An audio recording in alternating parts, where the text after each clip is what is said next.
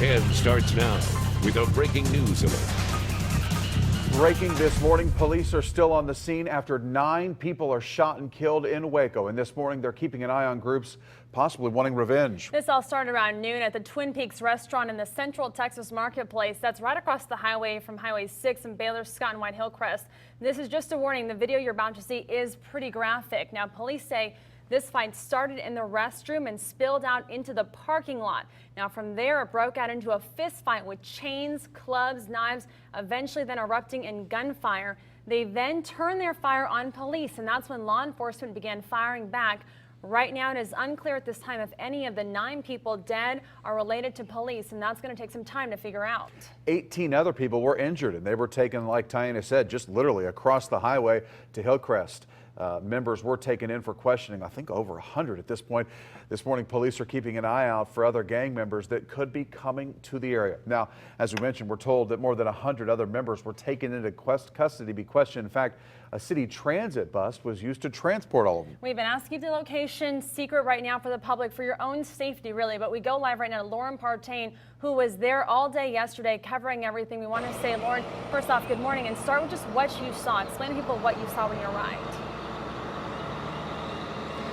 Hi, Tiana. Yes, we got there around 1 p.m. and when we arrived, there was still a very heavy police force from all across Central Texas. Now, once we got there, we waited around. We saw a lot of civilians watching what was happening. Around 2, they started to push back people, and then around 3, they were telling people to move and clear out of that parking lot to go into other areas. And then finally, they asked everyone to leave Central Texas Marketplace. They wanted to make sure that everyone was safe, and they closed down all of the businesses and restaurants there in that area.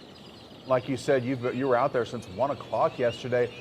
Try and take our viewers through what that scene was like. Well, when we talked to Sergeant Patrick Swanton, he had told us that it was a very gruesome scene, that this was the most gruesome scene that he's seen in his 34 years of service. He was saying that there were still bodies there at 11 o'clock last night in the parking lot, as well as the weapons and bloodshed. It was definitely a very graphic scene. We saw the different gang members staying out there all day. They were being detained, about 100 of them in that area. We also had heard reports of 3 of them being arrested that were trying to come back on scene with weapons.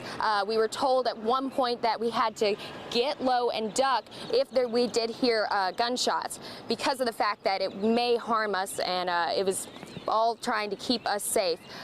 We had also heard that people in that area should definitely have not gone back because these gang members could have been seeking revenge on their other gang members lost.